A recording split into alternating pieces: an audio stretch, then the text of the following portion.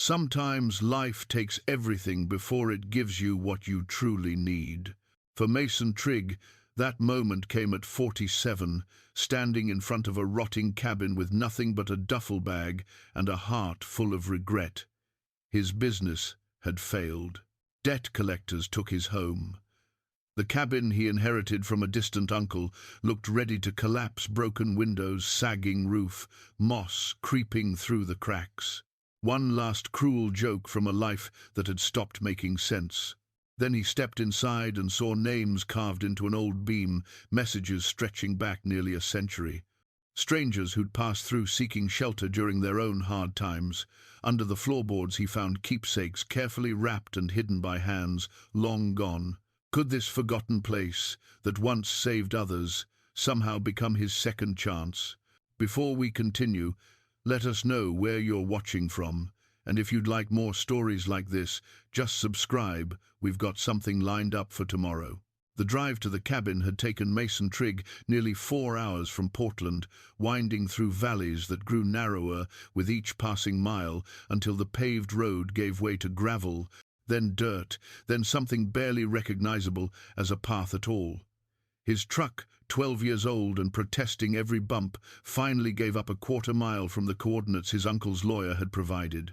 Mason sat behind the wheel for a long moment, engine ticking as it cooled, and stared at the forest pressing in from all sides. 20 years. That's how long he'd spent building Trigg Construction from a single pickup and a toolbox into a company with 18 employees and a reputation for quality work that stretched across 3 counties. 20 years of early mornings and late nights, of callbacks and estimates, of teaching himself accounting because he couldn't afford a bookkeeper at first. 20 years of being the guy people called when they wanted it done right. All of it gone in 18 months. The economy had turned first, new construction dried up, then renovations, then even the small repair jobs that used to fill the gaps. Mason had taken out loans to keep his crew working. Certain things would turn around. They didn't. He'd refinanced his house, sure the next big project was just around the corner. It wasn't. By the time he admitted defeat, the debt had become a living thing with teeth, and those teeth had taken everything he'd built, including, in ways that hurt worse than money, his relationship with his daughter. Iris was 19 now, finishing her first year at Portland State. She'd been 17 when the business started failing, old enough to understand what bankruptcy meant, old enough to watch her father become someone she barely recognized. The man who'd taught her to handle a drill and read a level, who'd let her help on job sites since she was 6, had transformed into someone who barely spoke, who stared at bills spread across the kitchen table long after midnight, who snapped at questions he used to answer with patience. When the house went into foreclosure last spring, Iris had been living in the dorms.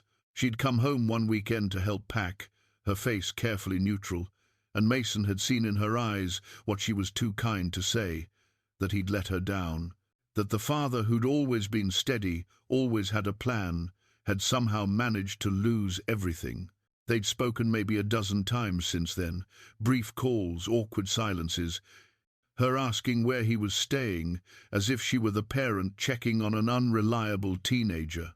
Mason had been crashing on a friend's couch, then another friend's spare room, then finally alone in a extended-stay motel that charged by the week and asked no questions. That's when the lawyer's letter arrived. His uncle, his mother's brother, a man Mason had met perhaps 3 times in his entire life, had died 6 months earlier. The estate had taken this long to settle. Mason inherited one thing, a cabin on 40 acres in the Coast Range, 2 hours from anything resembling civilization. The property taxes were delinquent. The structure was reportedly uninhabitable. The lawyer's tone suggested this inheritance was more burden than gift. Mason had nothing else, so here he was. He grabbed his duffel bag from the passenger seat. Everything he owned now fit in one bag, a fact that still felt surreal, and started walking. The October air carried the scent of wet earth and Douglas fir, that particular smell of Pacific Northwest forest after rain. Sword ferns brushed against his jeans. Somewhere overhead, a raven called out. The cabin appeared through the trees like something from a fading memory, small, maybe 20 feet by 30, built from logs that had darkened with age and weather. The roof sagged in the middle, shingles missing in patches. Two windows on the front wall, both broken, shards of glass still clinging to the frames. The front door hung at an angle, held by a single hinge.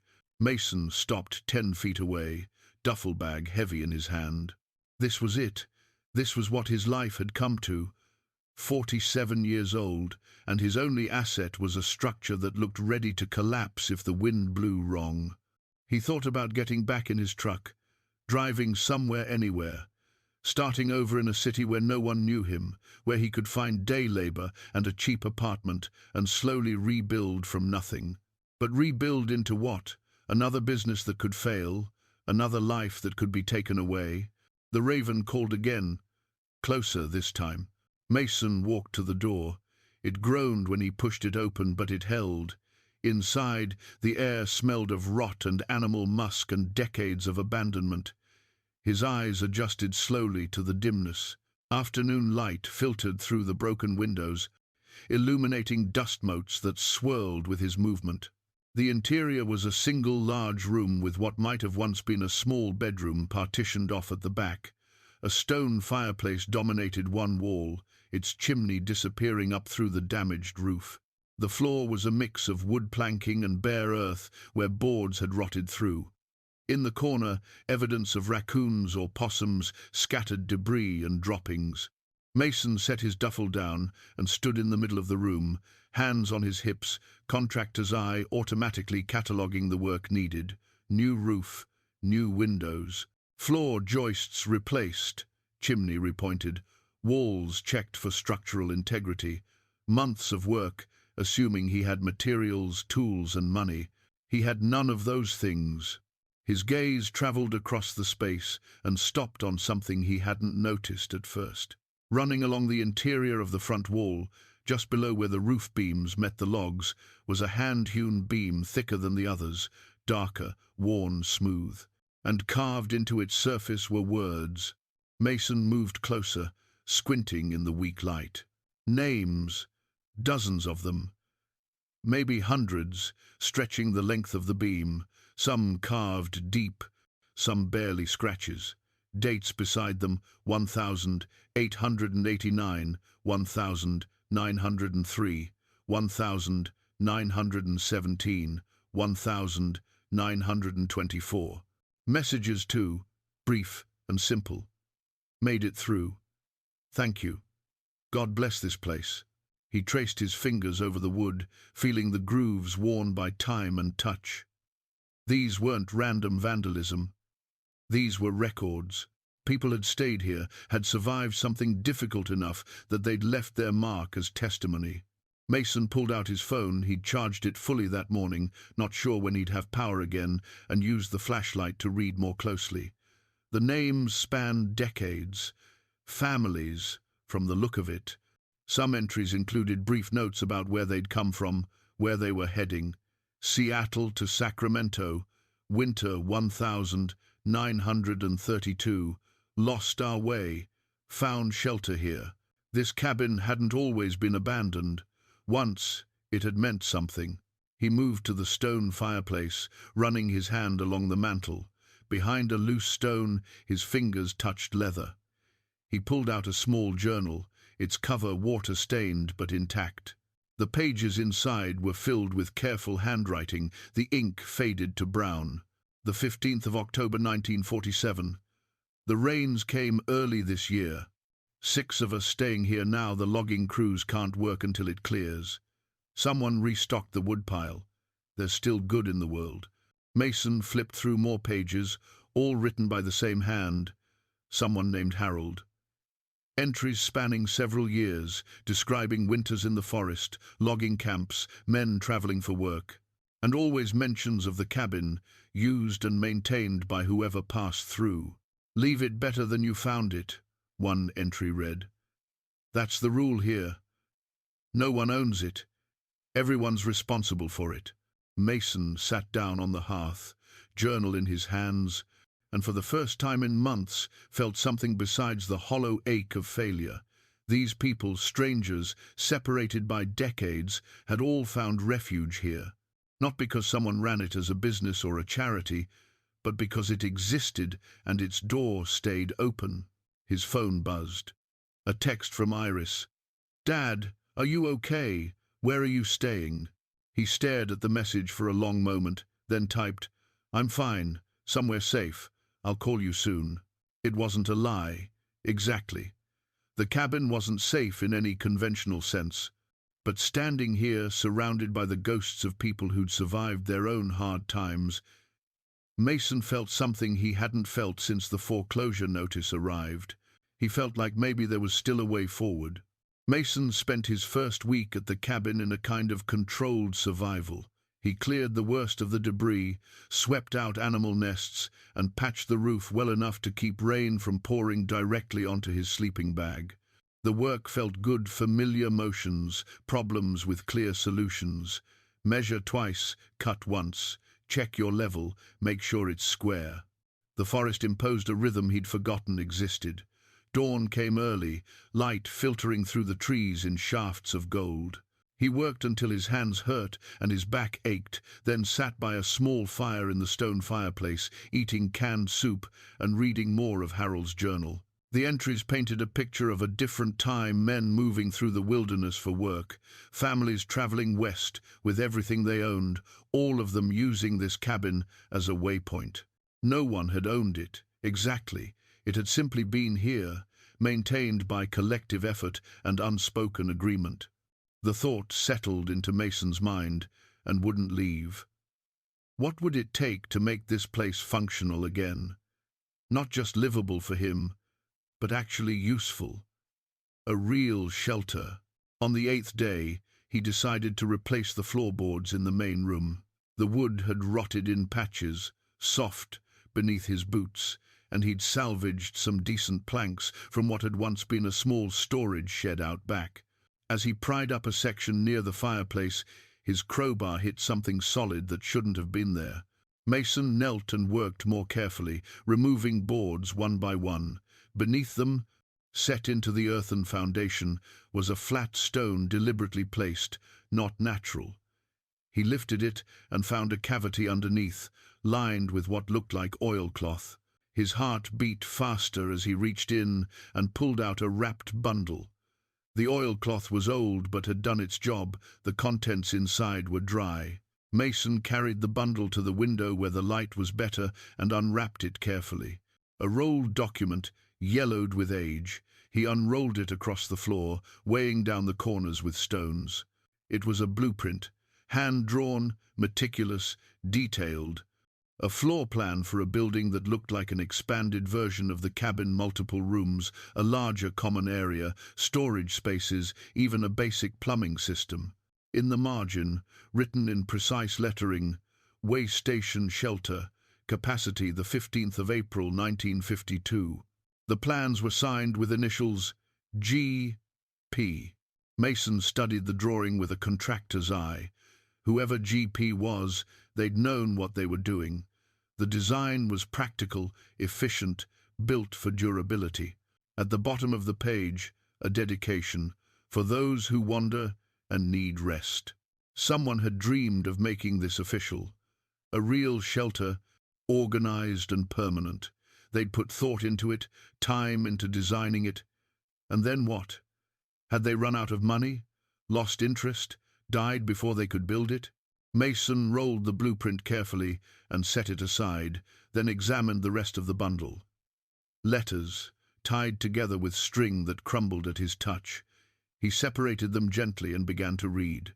The first was dated March 1951, written in a woman's flowing script. Dearest Margaret, you cannot imagine how frightened we were. 3 days in the snow with the children, and we'd run out of food.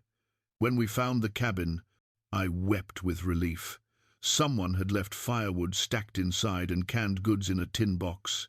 We stayed 4 days until the storm passed. That place saved our lives, truly. I will never forget it. Your loving sister, Dorothy. Another letter, different handwriting, Different year. The crossing was harder than we expected. We lost our way twice, and the baby was running a fever. If not for the way station, I don't think we would have made it. Someone had carved instructions on the wall about the nearest town. We followed them and found help. Whoever maintains that place, they're doing the Lord's work.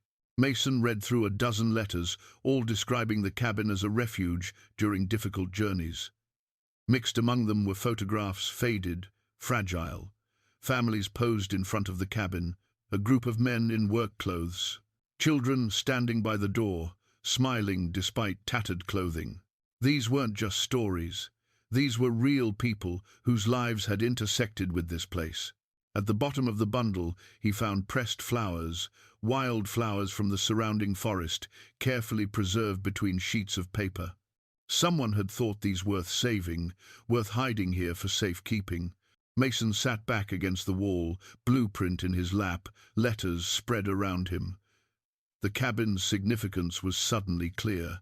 It hadn't been just a shelter, it had been a lifeline, part of an invisible network of safety for people traveling through dangerous country in harder times. And someone, GP, had wanted to make it permanent. That night, a storm rolled in from the coast. Mason heard it coming, the wind rising through the trees, the temperature dropping.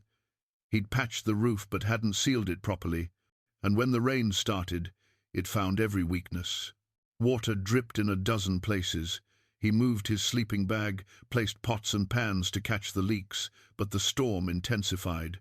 Wind howled through gaps in the walls. The cabin shook, timbers groaning. For the first time since arriving, Mason wondered if the structure would actually hold.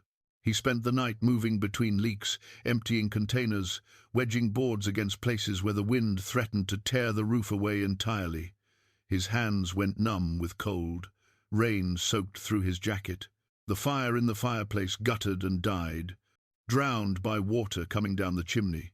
At some point past midnight, exhausted and shivering, Mason found himself on his knees, hammering a board across a gap near the roofline, rain streaming down his face. And something shifted inside him. He wasn't just protecting his own shelter, he was protecting something that had protected others. This cabin had stood through how many storms, how many winters. It had held for the families in those photographs, for Dorothy and her children, for Harold and the logging crews. It would hold tonight because he wouldn't let it fall. By dawn, the storm had passed. Mason sat on the front step, soaked and exhausted, watching steam rise from the forest floor as sunlight broke through the clouds. The cabin stood, damaged. Yes, he'd have weeks of additional repairs now, but it stood. His phone rang, startling him. The signal was weak out here, calls rare. Iris's name on the screen. "Hey, sweetheart," he answered, his voice hoarse. "Dad." She sounded relieved. "I've been trying to call for 2 days. Are you okay?" "I'm fine. Sorry the signal's bad where I am." A pause. "Where are you?" "Exactly." Mason looked at the cabin, at the carved beam visible through the open door. "I inherited a place. From your great-uncle. It's a cabin way out in the forest." A cabin. Her tone was carefully neutral. "Like a vacation place?" "Not exactly." He tried to find words. "It's old, needs a lot of work, but it has history, Iris. Real history. People used to—" "Dad." The question hung in the air. "For now," he admitted. Another pause, longer this time. "Are you okay? I mean, really okay?" Mason thought about the blueprint, the letters, the names carved into the beam. About spending the night keeping a 100-year-old cabin from collapsing in a storm. About having nothing left except this fragile connection to people he'd never meet. "I don't know," he said honestly. "But I'm working on something. Something that feels important." "Okay." She didn't sound convinced. "Just call me more often, please?" "I will, I promise." After she hung up, Mason sat with the phone in his hand, staring at the blank screen. His daughter thought he was losing himself out here. Maybe he was. Or maybe he was finding something he'd never had a purpose, that wasn't about profit or success, or building a business that could be taken away. He went back inside and unrolled the blueprint on the floor. G.P.'s vision, abandoned and forgotten. A shelter for 15 people, properly designed and built to last. Mason pulled out a pencil and began making notes in the margins.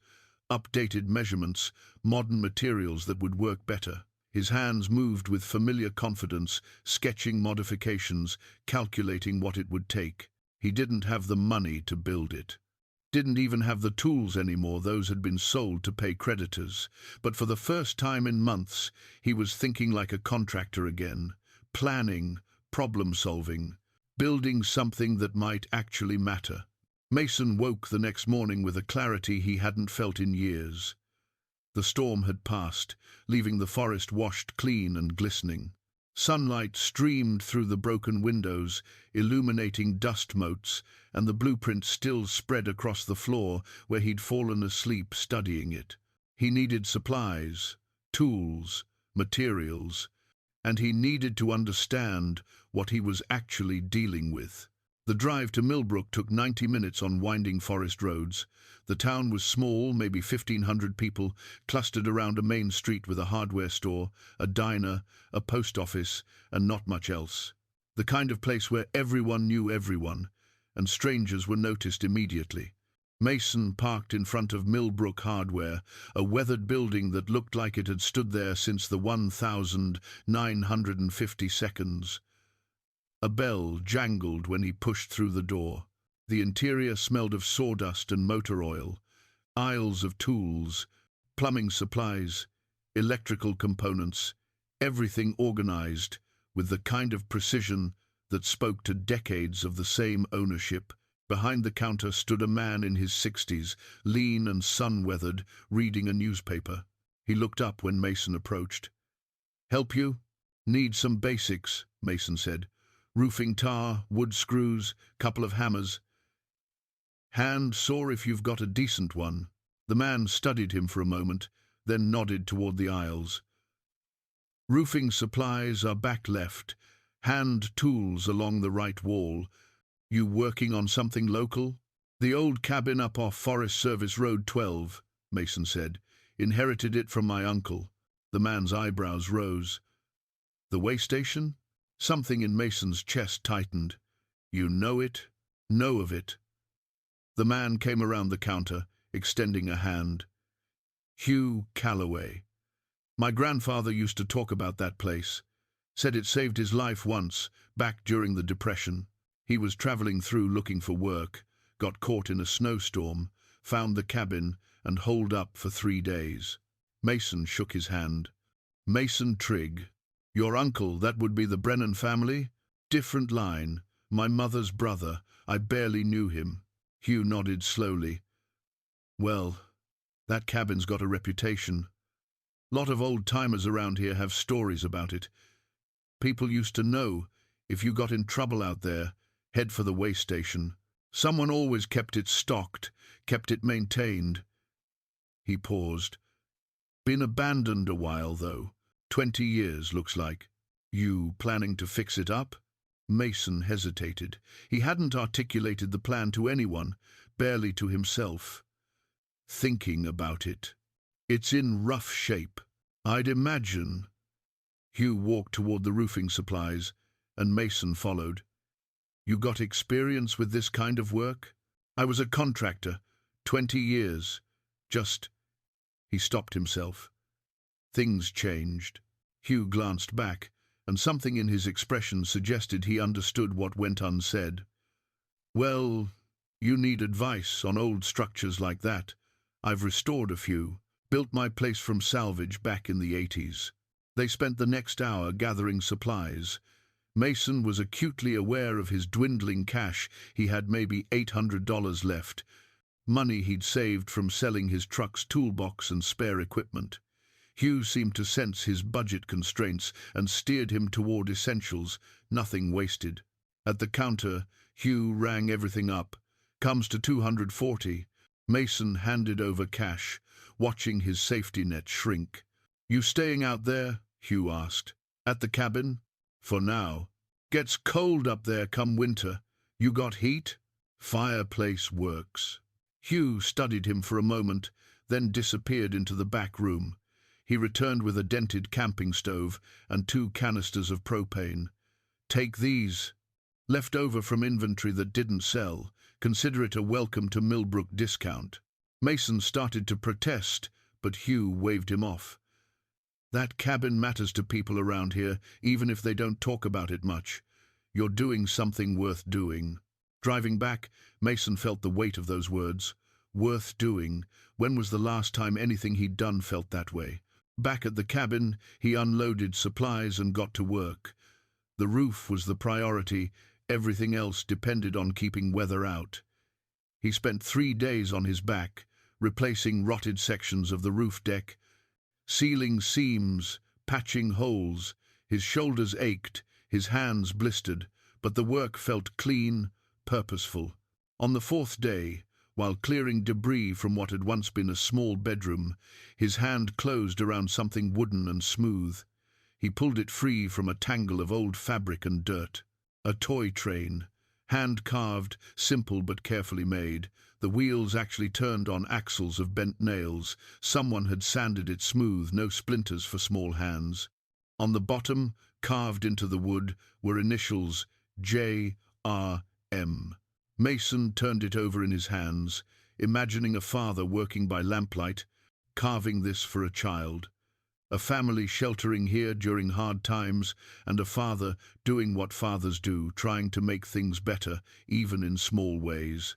He thought of Iris at 6 years old, helping him on job sites, the toy tool belt he'd made her, sized perfectly for her small waist, teaching her to hammer nails into scrap wood, her face fierce with concentration. The weekends spent building a treehouse in their backyard, her laughter echoing through the maple tree. When had that stopped? When had he become too busy, too stressed, too focused on keeping the business alive to notice he was losing something more important? Mason set the train carefully on the mantel next to Harold's journal, another piece of the cabin story, another reminder that people had lived here, survived here, found moments of normalcy amid chaos. That evening, he built a fire and pulled out his phone. Limited signal, but enough. He opened a notes app and began documenting what he'd found. The carved beam with its names and dates, Harold's journal entries. The blueprint, Dorothy's letters. The toy train. He took photographs, wrote descriptions. Not sure why, exactly, just a sense that these things deserved to be recorded, that their stories shouldn't disappear. His phone buzzed. A text from Iris. How's the cabin? He stared at the screen, then typed, It's teaching me things. 3 dots appeared, disappeared, appeared again. Finally, like what? Mason looked around the dim interior, at the firelight dancing across the carved beam, at the small collection of artifacts on the mantel. That sometimes the best things aren't the ones you build for yourself. A long pause, then. That sounds like Dad. His throat tightened. I'm trying to find my way back to him. I know. 2 words, but they carried weight he hadn't expected. She wasn't angry. She was waiting, hoping he'd find whatever he was looking for. I love you, kiddo, he typed. Love you too, Dad. Mason set the phone down and stared into the fire. The cabin creaked around him, settling into the night. Tomorrow he'd work on the windows. The day after, start on the floor joists. Weeks of work ahead. Maybe months. But for the first time since the foreclosure, since watching everything he'd built disappear, he didn't feel like he was just surviving. He was building something again. Not for profit or pride, but because it mattered. Because people he'd never meet had once needed this place, and maybe, just maybe, people he'd never meet would need it again. The train on the mantel caught the firelight, its wooden wheels casting shadows across the wall. Someone had cared enough to make that, to create something small and beautiful for a child in the middle of hardship. Mason could do the same, not with toys, but with the work he knew best. He could make this place stand for another 100 years. November arrived with cold rain that fell in sheets, turning the forest floor to mud and the dirt road to his cabin nearly impassable. Mason worked through it, driven by a rhythm he'd almost forgotten the satisfaction of fixing things properly, of seeing progress accumulate day by day.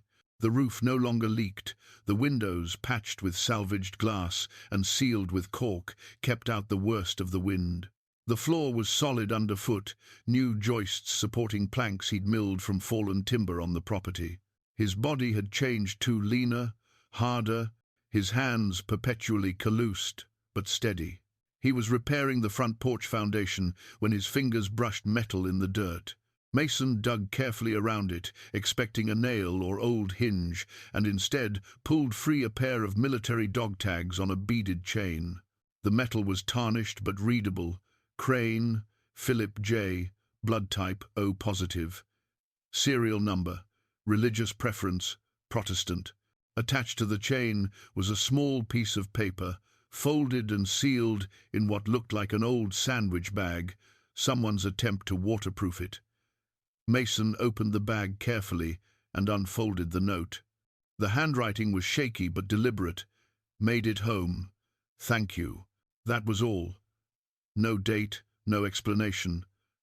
But the dog tags told their own story. Vietnam era. From the serial number format. Someone named Philip Crane had come here after the war, left his tags and this message. Mason sat back on his heels, tags in his palm. That evening, using the weak cellular signal, he searched online.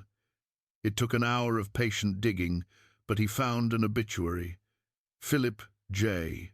Crane died 2003 at age 57, survived by wife, 3 children, 6 grandchildren. Veteran, machinist, active, in his church. Philip had made it. Whatever had brought him to this cabin, whatever he'd been running from or trying to survive, he'd gotten through it. Built a life. Had a family. Mason added the dog tags to the growing collection on the mantel. Each artifact was becoming a touchstone proof that people could start over, could survive what seemed unsurvivable. The next afternoon, he heard footsteps on the path. He straightened from where he'd been working on the porch steps, hammer in hand, and saw a woman in her 60s approaching. She wore hiking gear and carried a walking stick, her grey hair pulled back in a practical bun. "Hello there," she called out. "Hope I'm not trespassing." "You're fine," Mason said, setting down the hammer. "Trail's open to everyone." She climbed the new porch steps, testing them with her weight. "These are solid. You doing the work yourself?" "I am. Mason Trigg." He offered his hand. "Greta Paulson." Her grip was firm. "I was hiking the ridge trail and got turned around, saw smoke from your chimney and figured I'd ask directions." Mason gave her directions to the main trailhead, and she thanked him. But she lingered, looking at the cabin with an expression he couldn't quite read. "I've heard about this place," she said finally. "The old way station. Didn't think anyone kept it up anymore." "They didn't. I'm trying to change that."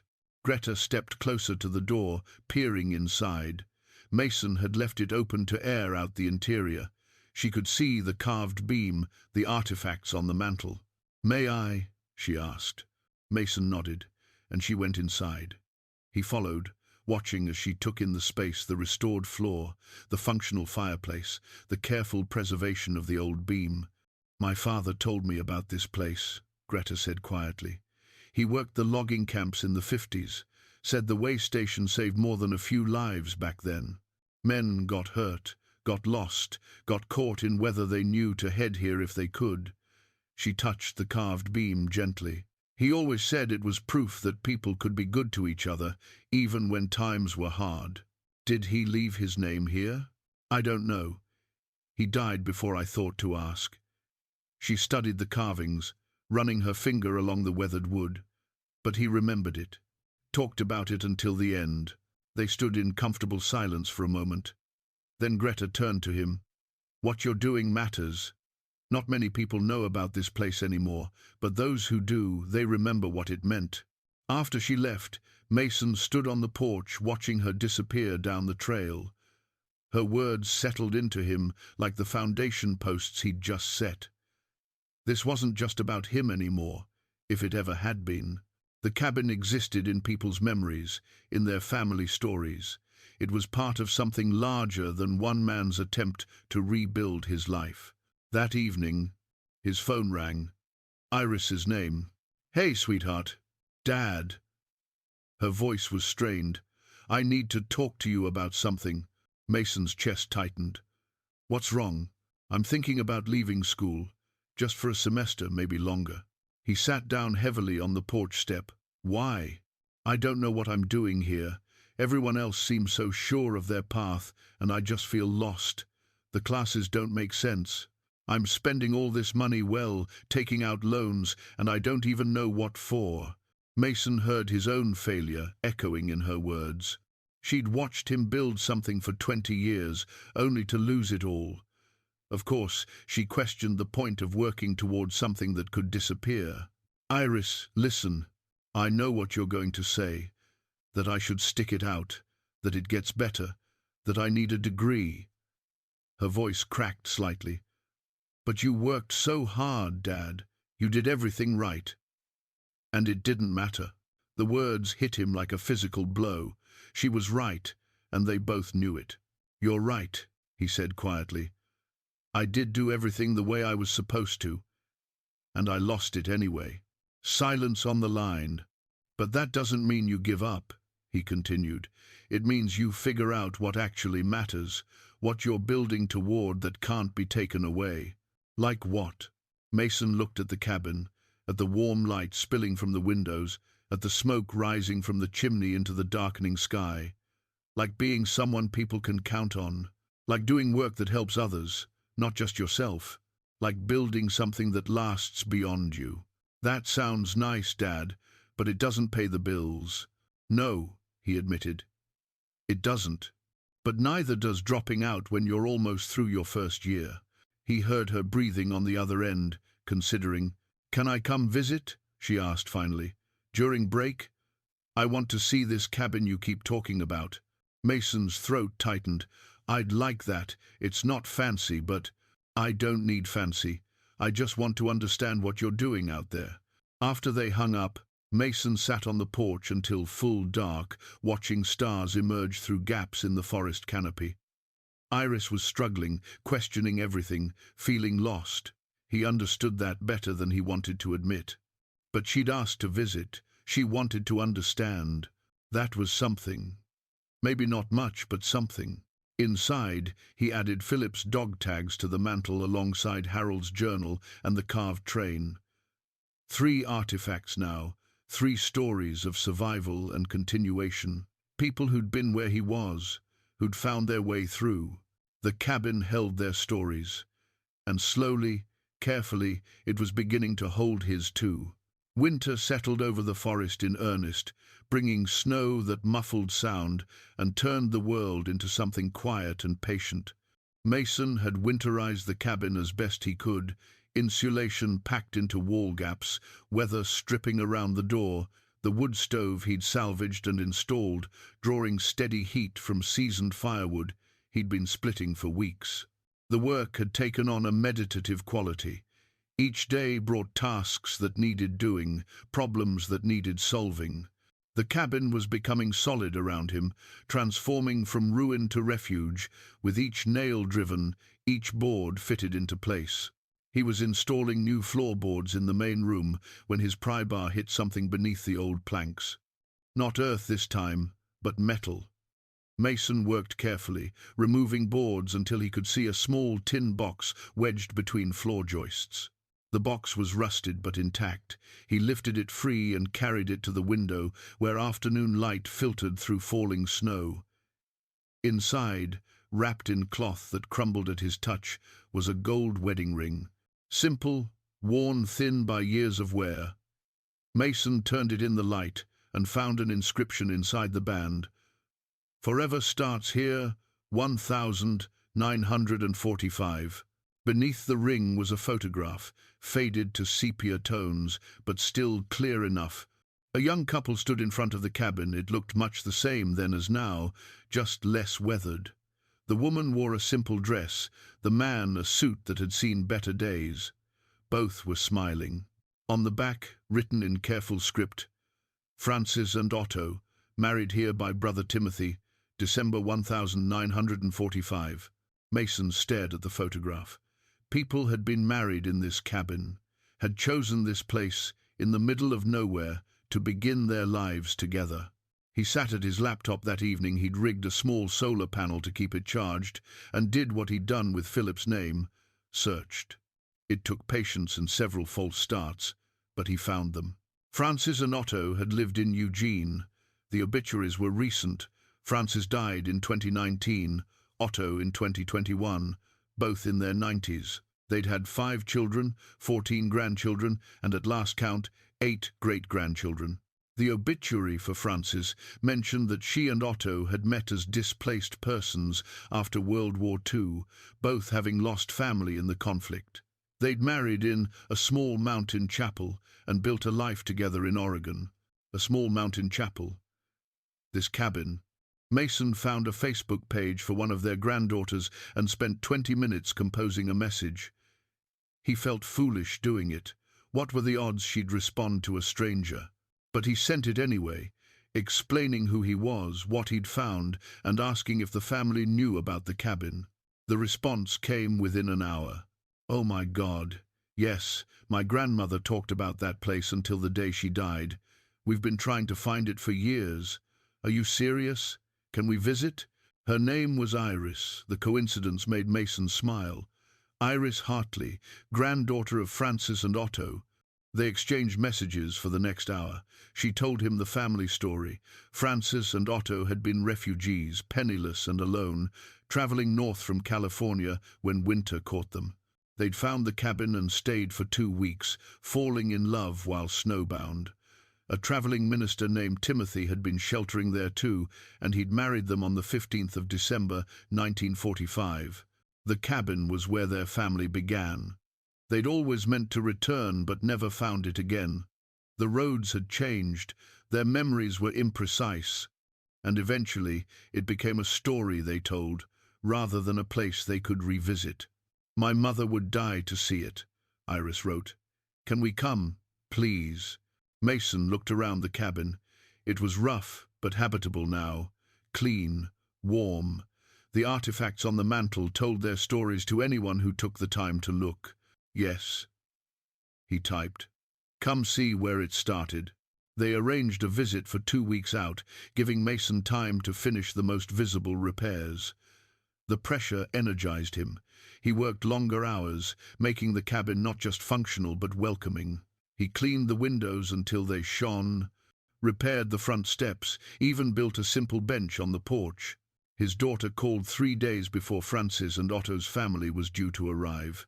"Dad, I've been thinking about what you said, about building something that lasts." "Yeah? Can I still come visit during break? I want to see the cabin, and I want to help if there's work to do." Mason's chest tightened with something that felt like hope. "There's always work to do, and yes, I'd like that very much." "Okay, I'll drive up December 20th. "That work? That's perfect." The day Francis and Otto's family arrived, snow was falling gently through the trees. Mason heard their car laboring up the road and walked out to meet them. 2 women emerged, one in her 60s, one maybe 30. Both had tears in their eyes before they'd even reached the cabin. "I'm Pauline," the older woman said, her voice catching. "Francis was my mother." "And I'm Iris," the younger woman added, her granddaughter. Mason led them inside, watching their faces as they took in the space. Pauline moved to the carved beam immediately, running her fingers over the wood as if hoping to find her parents' names there. "They never carved anything," she said softly. "They were only here 2 weeks, but they told us so many stories, how safe they felt, how they knew everything would be all right because they'd found this place." Mason showed them the ring, the photograph. Pauline held both with shaking hands. "I remember this picture. Mother kept it in her Bible." She looked up at him. I've been documenting everyone who passed through here, everyone who left something behind. Your parents weren't just names in a database. They were real people who started something important here. Young Iris walked slowly around the cabin, photographing everything with her phone. My great-grandmother used to say that places hold memory, that kindness echoes forward. She looked at Mason. You're making that real. They stayed for 2 hours, sharing stories, adding their own names to the carved beam with a wood-burning pen Mason provided. 4 generations of one family, connected by this cabin. Before they left, Pauline pressed an envelope into Mason's hands. Mother and father left money in their will. It was supposed to go to the keeper of the way station, but we never knew how to honor that. It's not a fortune, but it's yours. Please use it to keep this place standing. Mason opened the envelope after they'd driven away. $3,000 in a certified check. He sat on the porch step, check in hand, and for the first time in months, he cried. Not from grief or loss, but from the weight of responsibility and honor. These people trusted him with something precious, their history, their gratitude. He would not let them down. That evening, he video-called Iris. When she answered, he turned the camera to show her the cabin, the artifacts, the carved beam with its newest entries. This is what I'm doing, he said. This is why it matters. She was quiet for a long moment. Then, I get it now, Dad. I really do. The money from Francis and Otto's family changed everything. Not in terms of luxury. Mason still slept in a sleeping bag, still cooked on the camping stove Hugh had given him, but in possibility. He could buy proper materials now, could fix things right instead of making do. He returned to Millbrook Hardware with a real list. Hugh looked it over and nodded approvingly. Doing this properly now, Hugh observed. Trying to. Mason hesitated, then added, I found out more about the cabin's history. People are starting to remember it. Some are even visiting. Word travels in small towns. Hugh rang up the supplies. Folks have been asking about you. The guy restoring the way station. I'm not trying to make a big deal out of it. Don't have to try. You're doing something that matters to people, whether you intended to or not. Hugh loaded the materials into Mason's truck. My grandfather's name is probably on that beam, Calloway. If you see it, let me know. Mason found it that evening, carved in shaky letters near the eastern end. H. Calloway, Feb 1931, heading home. He sent Hugh a photograph. The response came quickly. That's him. Thank you for this. The work continued, but with renewed purpose. Mason wasn't just restoring a cabin anymore. He was restoring memory, connection, proof that people had survived and moved forward. He was replacing window frames when he heard a vehicle struggling up the road. A moment later, a jeep appeared through the trees. A young man climbed out, maybe 25, looking uncertain. Is this the way station? He called. Mason set down his tools. It is. Can I help you? The young man approached slowly, hands shoved in his pockets. I'm a hiker, trail runner, actually. I've been exploring the old routes through here, and I kept hearing about this place from some of the locals in Millbrook. They said someone was fixing it up. That would be me, Mason Trigg, Kyle Sutton. They shook hands. Listen, I know this is probably private property, but is it true this place used to be open to travelers? It was. Long time ago. Kyle looked at the cabin with genuine interest. That's incredible. Most of the old way stations are gone, torn down or collapsed. He pulled out his phone. I run a blog about Pacific Northwest trails. Historic routes, lost pathways, that kind of thing. Would you mind if I wrote about this place? Mason hesitated. Part of him wanted to keep the cabin quiet, private, but another part, the part that had been growing stronger since Pauline and Iris visited, knew that hiding it served no one. What would you write? The history, what it was, what it meant to people, what you're doing to save it. Kyle's enthusiasm was genuine.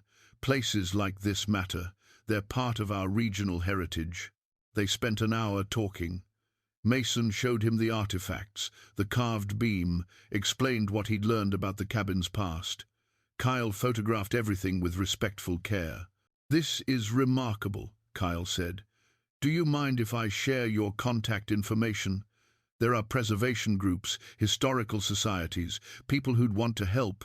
I'm not looking for help. Maybe not. But this place deserves to be remembered." After Kyle left, Mason sat with the uncertainty of what he'd set in motion. The cabin had been his refuge, his private project. Now others were learning about it, wanting to be part of it. His phone rang. Iris. "Hey, Dad. I've been thinking about winter break. Still planning to visit?" "Yeah, but I wanted to ask, is it okay if I bring a couple friends? They're interested in what you're doing. One of them is studying environmental conservation, and the other is an architecture major. They want to see historic restoration work." Mason smiled despite himself. "The cabin's not fancy, Iris. It's rustic at best. They don't care about fancy, they care about real. Then yes, bring them." 3 days later, Kyle's blog post went live. Mason didn't see it at first. His internet access was sporadic, but he knew something had happened when his phone started buzzing with emails and messages. The post was beautifully written, weaving together the cabin's history with photographs of the artifacts and Mason's restoration work. Kyle had titled it, "The Way Station, How One Man is Restoring a Century of Refuge." Comments poured in, people sharing their own stories of the cabin, or places like it. Descendants of loggers and travelers reaching out, asking if their ancestors' names were on the beam. Historical societies offering documentation and support. It was overwhelming. That evening, while sorting through messages, Mason found one from a lawyer named Catherine Voss. "Mr. Trigg, I read about your restoration work with great interest. I specialize in historic preservation law. I'd like to discuss the legal status of your property. There may be protections available that you should know about. No charge for the consultation. This is the kind of work I do because I believe in it." Mason called her the next morning. Catherine was direct and knowledgeable. "Tell me about the property deed," she said. "Who technically owns this land? I inherited it from my uncle. He inherited it from someone else, I think. I haven't looked into the full chain of ownership." "You should. Historic properties sometimes have unusual legal designations, especially if they served public purposes. If this cabin was truly maintained as a community resource, there might be deed restrictions or easements worth exploring." Mason hadn't thought about the legal aspects. He'd been too focused on the physical work. "I'll look into it," he said. "Do. And Mr. Trigg, what you're doing matters. Don't let anyone tell you otherwise." After the call, Mason drove to the county recorder's office. The clerk helped him pull the deed history, going back through transfers and inheritances. The chain was long and complicated, passing through various hands, often with minimal sale prices or as inheritance. Then he found something that made him stop. The original deed, from 1889. The property had been purchased by someone named Silas Thorne. But the deed language was unusual. It specified the land was held in perpetual commons for the shelter and aid of travelers, to be maintained by those who use it and benefit from it in perpetuity. Perpetual commons. Not private property in the traditional sense, but land held in trust for a purpose. Mason requested a copy of the full document and took it home. That evening, reading by lamplight, he found more. A letter tucked into the deed file, written in the same careful hand as the deed. "To whom it may concern, I purchased this land in the year of our Lord 1889 for one purpose. My family perished in these mountains during a winter crossing. A cabin stood here then, maintained by unknown hands, and it alone saved my life. When I recovered my fortune, I returned to ensure this refuge would exist forever.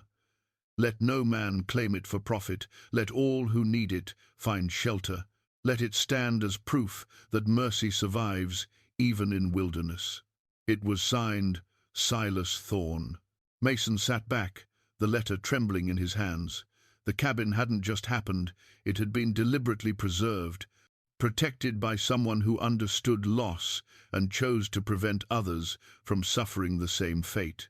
He was part of something that stretched back over a century, a chain of intention and care. And that chain could not be allowed to break. Mason spent the next 2 weeks working with renewed intensity.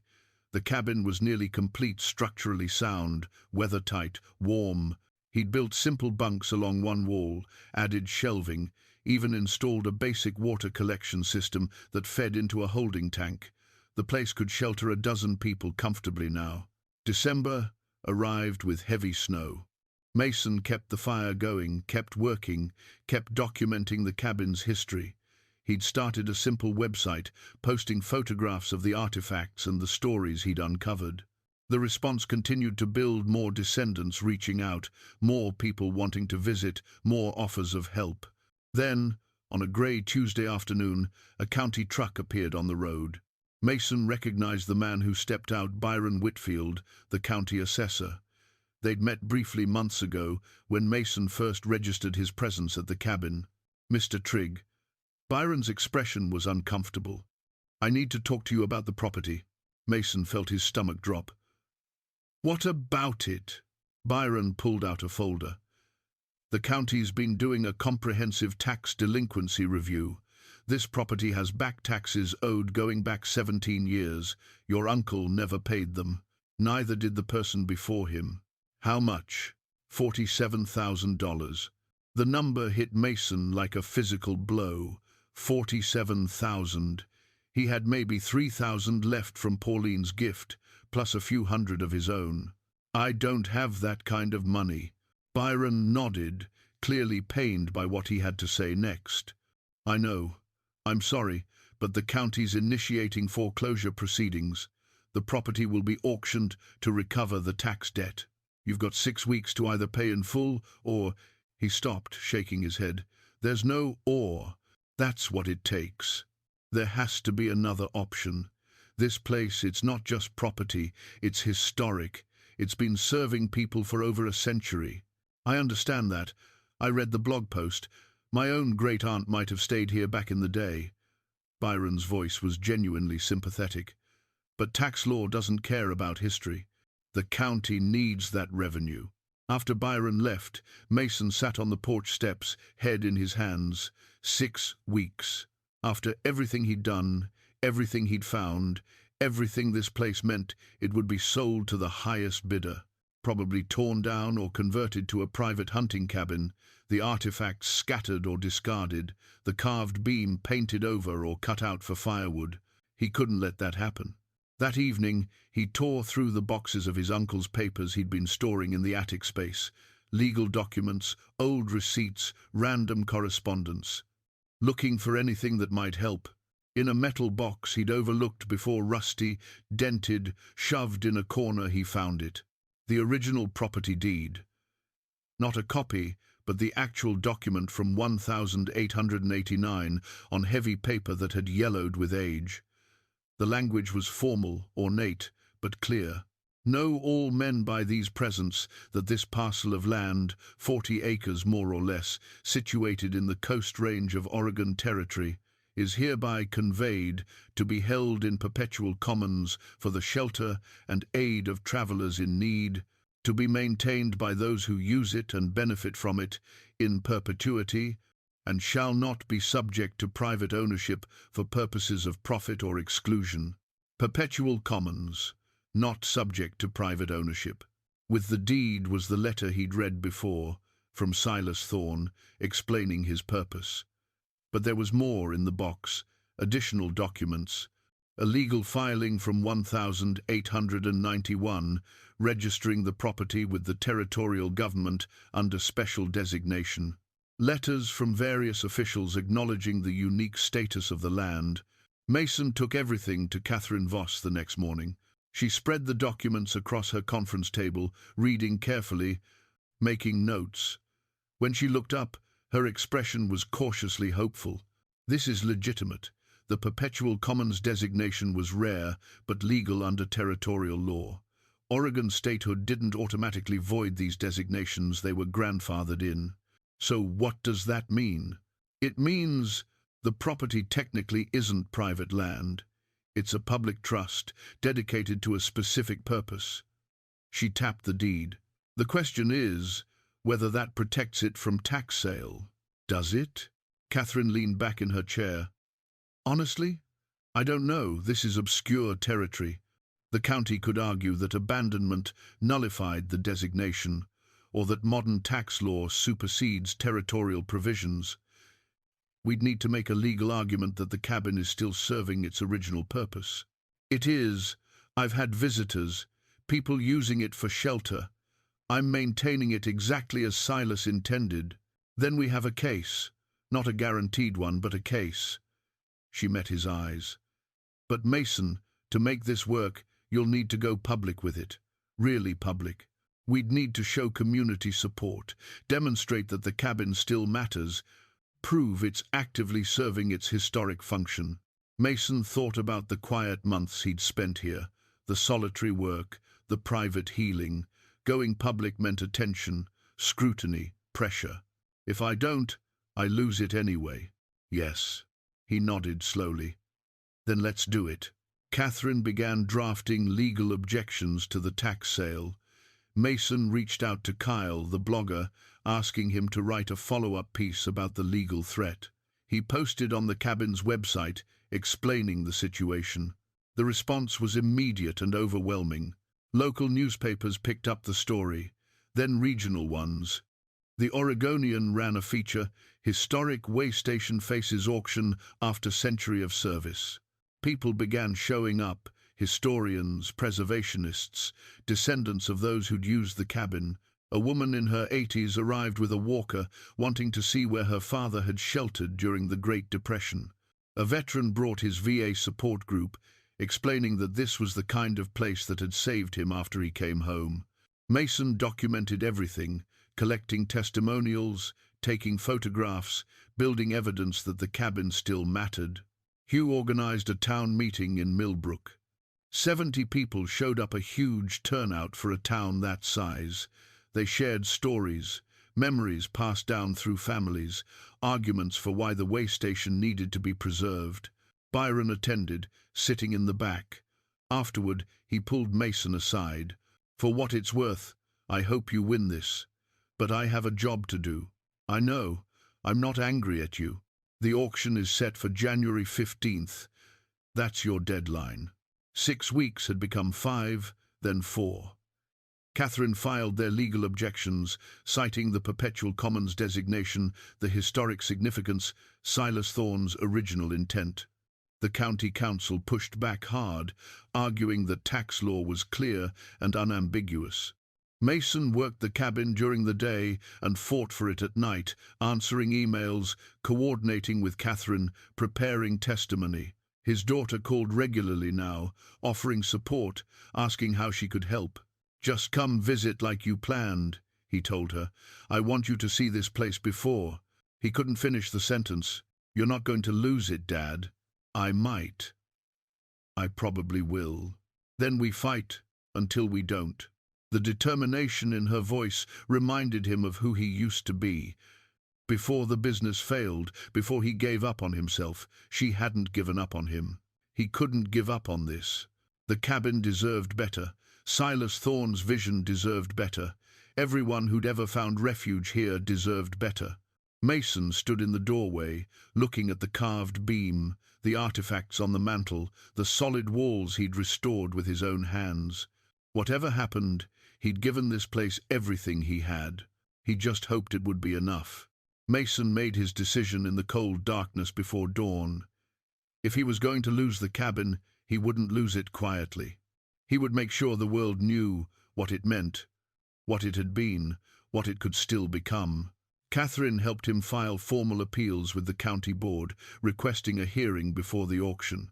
She compiled the historical documents, the testimonials, the proof of continued use. The case was unconventional, she warned, but it had merit. Historic preservation law is on our side, she said. But we need public pressure too. Make them see that selling this place would be a mistake the community won't forget. Mason expanded the website, posting daily updates about the cabin's history. He shared photographs of the artifacts: Harold's journal, the toy train, Philip's dog tags, Francis and Otto's wedding ring, each one with its story, each one proof of lives touched and saved. The guest register he discovered became crucial evidence. He carefully digitized every entry, hundreds of them spanning from the 1,920 seconds through the 1,940 seconds. Names, dates, brief notes: survived the storm, found shelter when we had nowhere else, thank God for this place. He posted selections online. The stories went viral in preservation and hiking communities, shared and reshared across social media. People began connecting dots, recognizing family names, finding their own history in the cabin's records.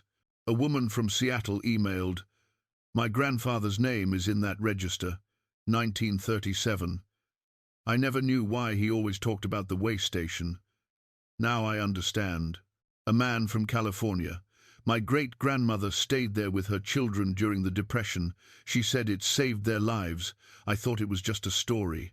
The cabin was becoming real to people who'd never seen it, who'd only heard whispers passed down through generations. Then Iris called, "Dad, I'm coming early this weekend, and I'm bringing help."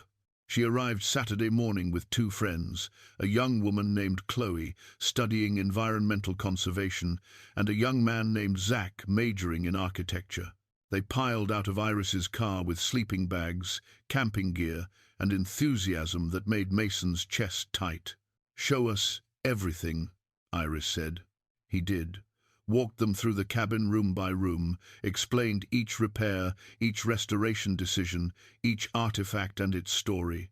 They listened with genuine interest, asking questions, taking notes.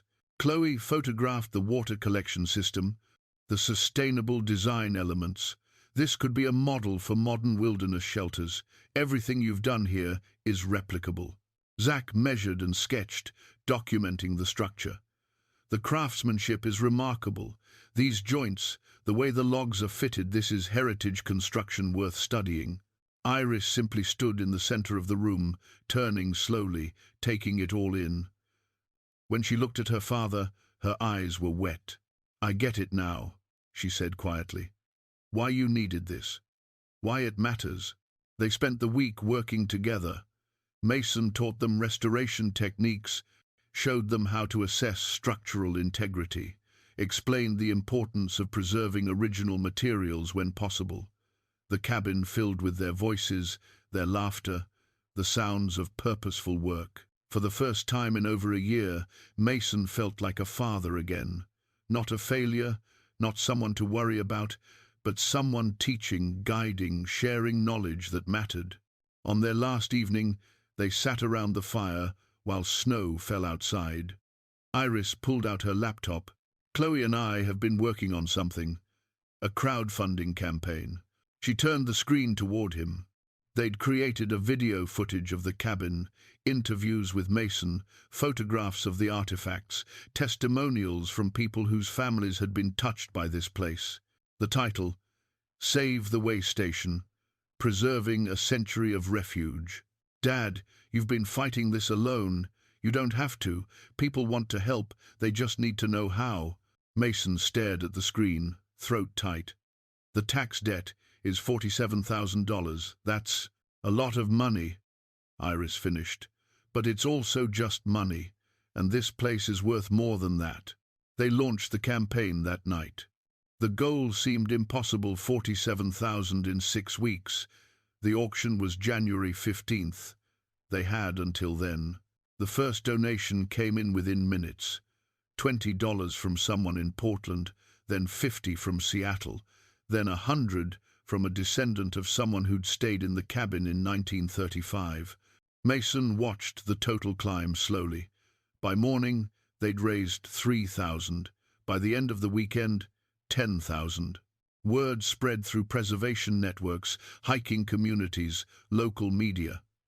The Oregonian ran another feature, this time focused on the crowdfunding effort and the upcoming legal hearing. Hugh called. The Millbrook Business Association voted to support you. We're contributing $5,000 from our Community Development Fund. The Nature Conservancy reached out, offering legal assistance and documentation of the cabin's environmental and historic value. A documentary filmmaker named Sarah contacted Mason, asking if she could film the legal proceedings and the restoration work. This story needs to be told, she said. Win or lose, people should know what you're fighting for. Mason agreed, uncomfortable with the attention but understanding its necessity. 3 weeks before the auction, the crowdfunding campaign hit $31,000. Close, but not enough. The donations were slowing. They'd reached most of the people likely to contribute. Iris called, frustrated. We're stalling out. We need something to push us over. That night, Mason wrote a personal appeal and posted it on the website. No polish, no marketing, just honest words about what the cabin meant, what he'd learned here, why it mattered that places like this survive.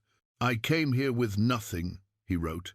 Broken, failed, out of options. This cabin gave me purpose when I had none. It showed me that you can rebuild, that second chances exist, that the work we do for others matters more than anything we do for ourselves. Silas Thorne created this refuge over a century ago because he understood loss and chose to prevent others from suffering the same. We can honor that choice. We can keep this door open for whoever needs it next. He posted it at midnight and went to sleep expecting nothing. By morning, the campaign had jumped to $42,000. Donations poured in, small ones mostly, $10 and $20 from people who understood what it meant to need a second chance. Sarah arrived with her camera crew, documenting everything. The cabin, the artifacts, interviews with visitors and supporters. Mason felt exposed but pushed through it. Why does this matter to you? She asked during his interview. Mason looked around the cabin, at the carved beam, at his daughter helping Chloe organize documentation for the hearing. Because some places hold more than just walls and roof. They hold proof that people survive, that we help each other, that kindness echoes forward through time. We need that proof, especially now, especially when everything feels uncertain. The campaign hit 45,000 with 1 week to go, then 46. The final 1,000 came in small increments, dollar by dollar. On January 10th, 5 days before the auction, the total reached $47,000. They'd done it. Mason sat staring at the number on the screen, unable to quite believe it. Hundreds of people, most of whom he'd never meet, had chosen to help save something that mattered. But the fight wasn't over yet. The money covered the tax debt, but the legal question remained, could the county even sell land designated as perpetual commons? The hearing was set for January 14th, 1 day before the auction. Everything would be decided then. The county building in Millbrook filled early on the morning of January 14th. Mason arrived with Catherine, Iris, and what seemed like half the town. People lined the hallway. Elderly residents who remembered stories about the way station, young families who'd visited during the restoration, historians and preservationists who'd driven from Portland and Eugene. Sarah's camera crew documented everything, staying respectfully unobtrusive. Byron Whitfield stood near the hearing room door, looking uncomfortable. When he caught Mason's eye, he gave a small nod. No hostility, just a man doing his job. The county board convened at 9 sharp, 5 members, all looking weary at the prospect of what promised to be a contentious session. The chair, a stern woman named Barbara Hendricks, called the room to order. We're here to consider the tax delinquency matter regarding the property known locally as the Way Station Cabin. Mr. Trigg, you've raised objections to the scheduled auction. Your attorney may present. Catherine stood, poised and professional. She laid out their case methodically, the original deed from 1889, Silas Thorne's letter of intent, the territorial designation of perpetual commons, the legal precedent for such designations being honored after statehood. This property was never meant to be privately owned for profit, she said. It was established as a public trust, dedicated in perpetuity to sheltering travelers in need. That purpose has been continuously served for over 130 years. The county council, a balding man named Phillips, countered immediately. Abandonment negates any historic designation. The property was not maintained for decades. Tax obligations were ignored. The county has every right to recover what's owed. The money has been raised, Catherine said. $47,000, contributed by hundreds of people who believe in this place. Mr. Trigg can pay the full tax debt today. That doesn't address the legal question, Phillips shot back. Can property designated as commons even accumulate private tax debt? If it's truly public trust land, then who's responsible for its maintenance and taxation? The board members exchanged glances. Barbara Hendricks frowned. That's actually a valid point. Miss Voss, how do you respond? Catherine didn't miss a beat. The perpetual commons designation requires the property to be maintained by those who use and benefit from it. For decades, that's exactly what happened. Travelers maintained it collectively. When that system broke down, the property fell into disrepair. Mr. Trigg has restored that original function. He's acting as a steward, not an owner. A steward who lives there, Phillips said. Who's made it his private residence? I live there because I maintain it, Mason said, unable to stay quiet. I'm not charging anyone. The door is open to anyone who needs it, just like it's always been. Barbara held up a hand. Mr. Trigg, you'll have your chance to testify. For now, let the attorneys finish.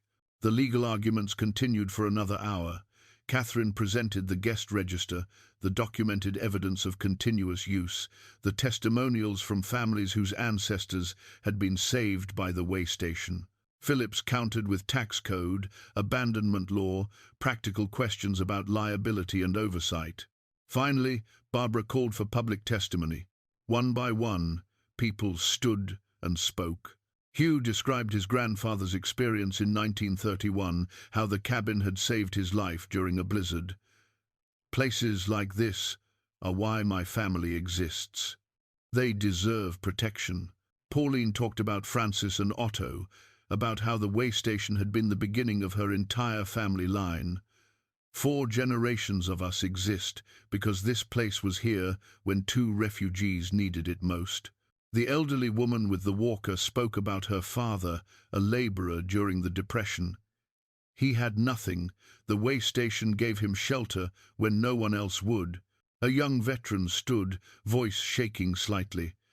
I came back from Afghanistan broken. I didn't know about the cabin until I read the article. I drove out there, and Mr. Trigg let me stay 3 days. Didn't ask questions, didn't judge. Just gave me space to breathe. That's what these places do. They give us room to heal. Testimony after testimony, each one adding weight to the argument that the way station still mattered, still served its purpose. Then Iris stood. Mason hadn't known she planned to speak. His throat tightened as she walked to the front.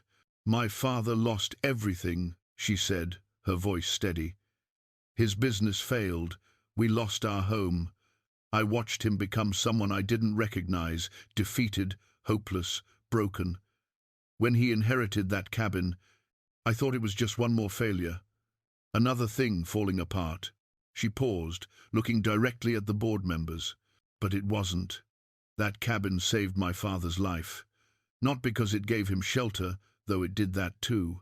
It saved him because it gave him purpose. It showed him that building something for yourself isn't enough. You have to build something that outlasts you, something that helps people you'll never meet. My father learned that from every person who carved their name into that beam, from every artifact left behind, from every story of survival that place holds. Her voice caught slightly. The way station isn't just history. It's proof that we don't have to face hard times alone, that strangers can be kind, that second chances exist, Please don't let it disappear. She sat down. Mason reached over and squeezed her hand, unable to speak. Barbara called for a recess. The board withdrew to deliberate. The wait was excruciating. 2 hours passed. People talked in hushed voices, paced the hallways, checked phones compulsively. Mason sat with his head in his hands, Catherine beside him reviewing notes, Iris holding his arm. Finally, the board returned. Barbara's expression was unreadable as she settled into her seat and reviewed her papers. The room fell silent. "This is an unusual case," she began. "The legal questions are complex, and frankly, we're not entirely certain of the precedent.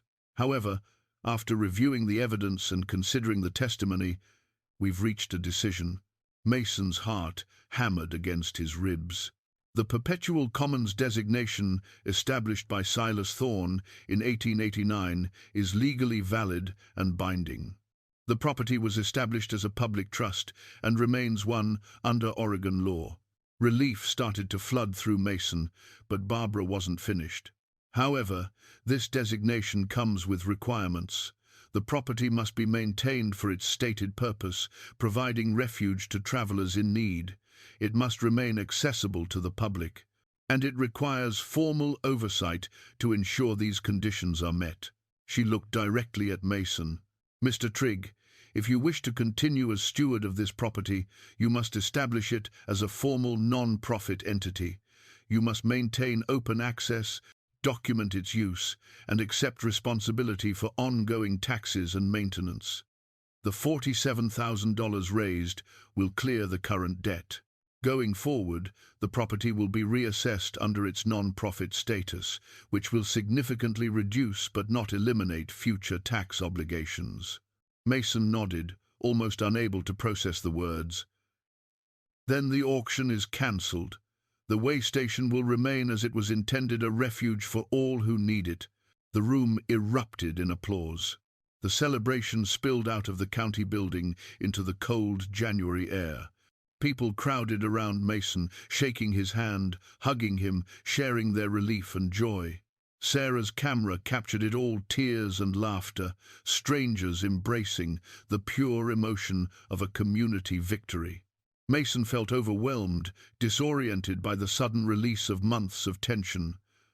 Iris stayed close, anchoring him, her hand on his shoulder. Catherine pulled him aside once the initial chaos subsided. "We need to move quickly on the non-profit paperwork. The board gave us 60 days to establish formal status. I don't know how to run a non-profit. You'll learn, and you won't be alone." She smiled. "I'll help with the legal structure, pro bono. You'll need a board of directors, people committed to the way station's mission."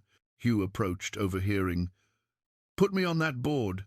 I meant what I said about my grandfather. This place matters to my family." Pauline was next. "Francis and Otto would want me involved. Count me in."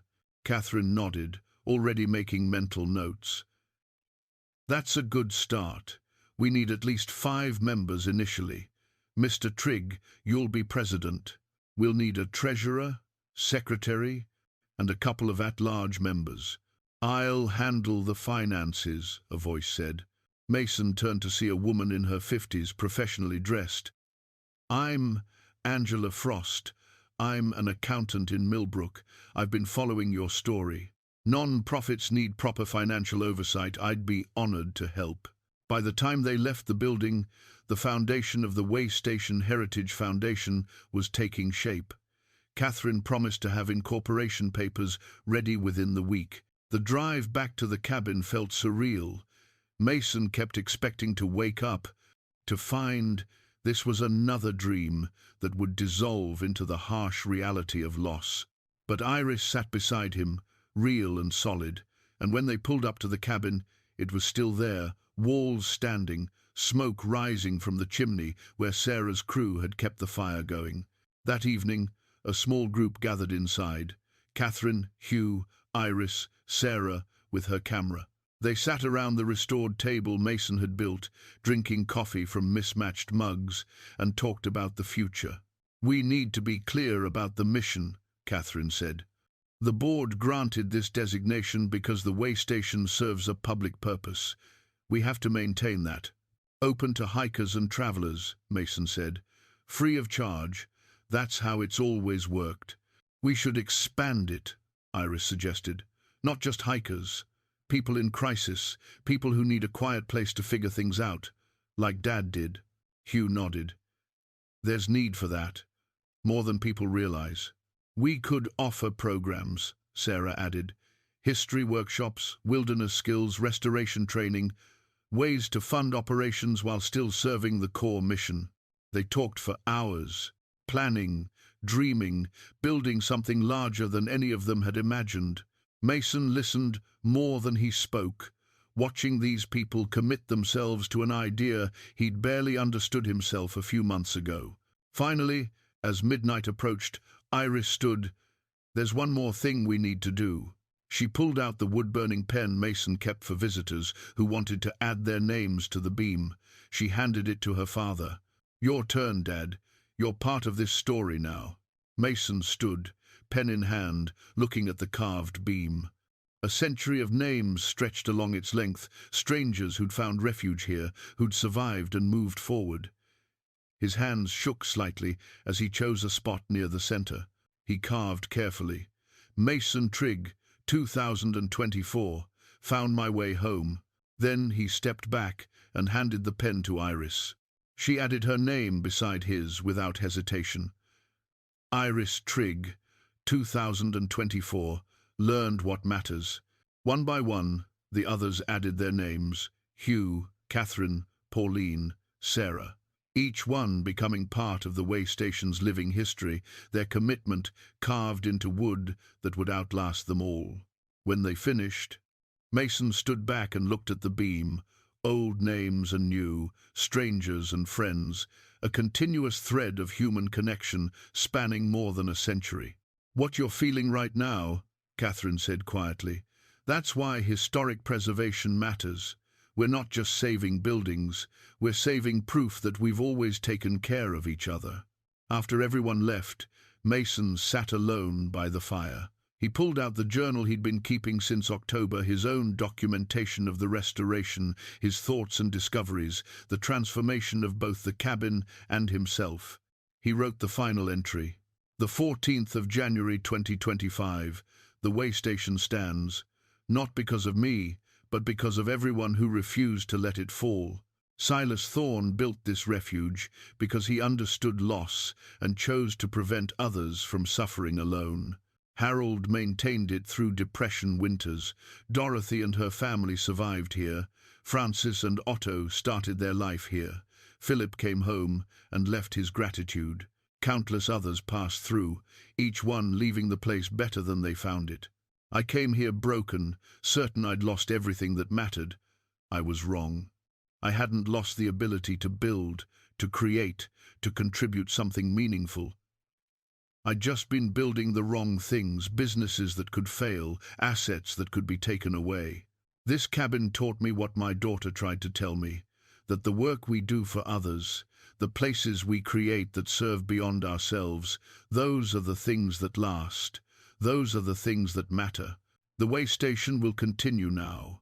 The door will stay open, and whoever needs refuge next will find it, just as I did. That's not just survival. That's legacy. He closed the journal and placed it on the mantel beside Harold's, another record for future caretakers to find. Outside, snow began to fall again, quiet and steady. Mason stood in the doorway, watching it accumulate on the path, on the trees, on the roof he'd repaired with his own hands. The cabin was warm behind him. The fire crackled softly. On the beam, his name and his daughter's joined the generations who'd come before. He'd arrived here with nothing but a duffel bag and despair. He was leaving not physically but emotionally with something far more valuable: purpose, community, and proof that second chances were real. The way station had saved him. Now he would spend whatever time he had making sure it could save others. The door would remain open, always. Spring arrived slowly, melting the snow in patches and coaxing green shoots from the forest floor. Mason stood on the newly rebuilt porch, coffee in hand, watching the dawnlight filter through the Douglas firs. 6 months had passed since that frozen morning when he'd first stood here with nothing but a duffel bag and broken dreams. The cabin looked different now, not just restored, but alive. The roof was solid, the windows gleamed, and smoke rose steadily from the chimney. But the changes went deeper than wood and nails. A wooden sign hung beside the door, hand-carved by Mason during the long winter evenings. Way Station Cabin, Est, 1889. Sanctuary for all who wander. The wood was cedar, chosen to weather the decades ahead, the letters burned deep enough to last. The Way Station Heritage Foundation was official now, registered with the state, organized and operational. Catherine had guided them through the legal maze with patience. The board met monthly. Mason, Hugh, Pauline, Angela, and Iris, who'd taken a semester off to help establish the foundation's programs. The decision had worried Mason at first, but Iris had been certain. "I need to understand what I'm working toward," she'd told him. "College will still be there. This won't." She'd thrown herself into the work with an intensity that reminded him of himself at that age. Together, they'd created a calendar of workshops, wilderness survival skills, historic restoration techniques, sustainable living practices. The programs generated modest income while serving the Way Station's educational mission. The artifacts remained on display in a corner they'd converted into a small museum space. Harold's journal in a protective case, the toy train on a velvet cushion, Philip's dog tags mounted with his note, Francis and Otto's wedding ring beside their photograph. Each one labelled with its story, preserved for visitors to see and understand. The guest register, both the historic one and a new leather-bound book Mason had commissioned, sat on a small table near the door. The old register was protected in archival sleeves, its pages filled with names from decades past. The new one was already accumulating entries. Mason flipped through the recent pages. A family from Seattle who'd stayed during a spring rainstorm, a solo hiker recovering from knee surgery who'd needed a place to rest for 3 days. A young couple, recently married, who'd read about Francis and Otto and wanted to spend their first night as husband and wife in the same place that legendary romance had begun. And yesterday's entry, the one that had kept Mason awake last night thinking, "My name is Trevor. I'm 23. I lost my job and my apartment in the same week. I was driving north with no plan, no destination, just driving. I saw the sign for the Way Station and remembered reading about it online. I didn't think places like this really existed anymore, places that help people without asking what they can pay. I've been here 2 days. Mr. Trigg taught me how to split firewood and told me I could stay as long as I need to figure things out. I don't have words for what that means, just thank you."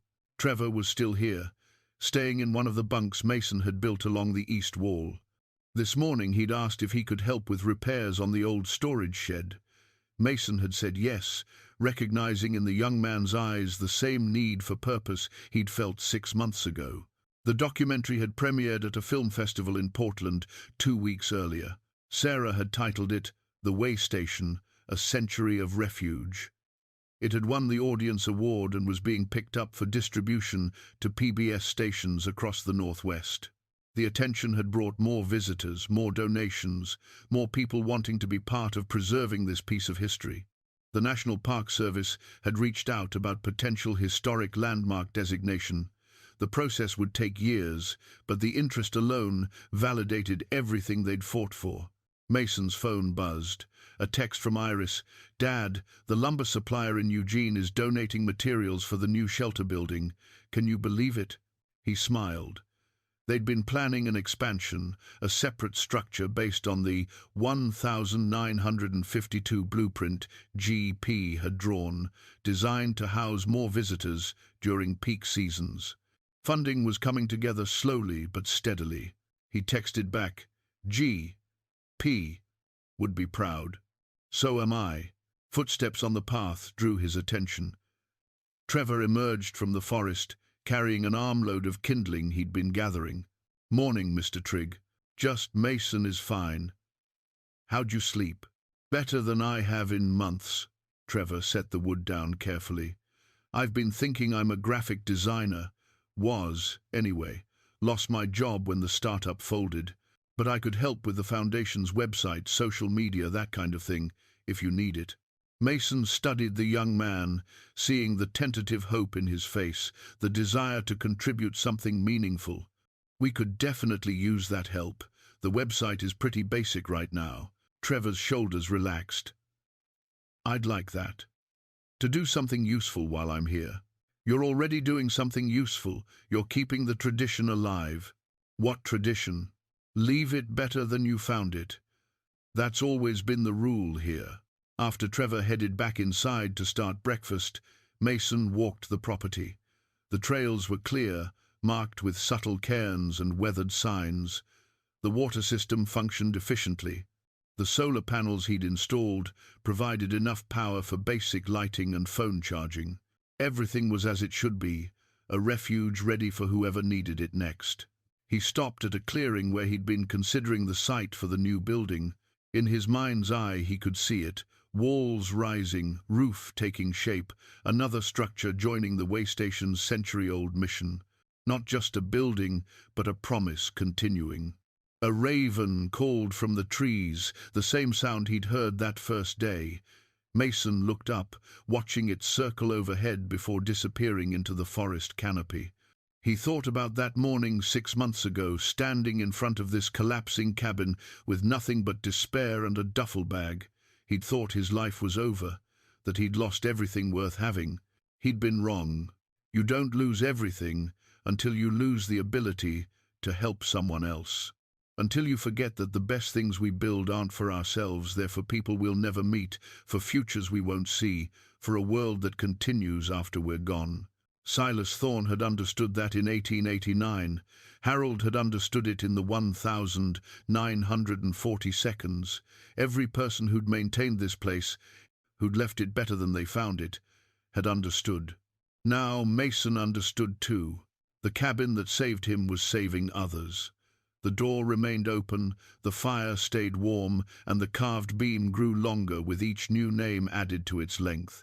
Some places hold stories. Some places create them. This place did both. And it always would.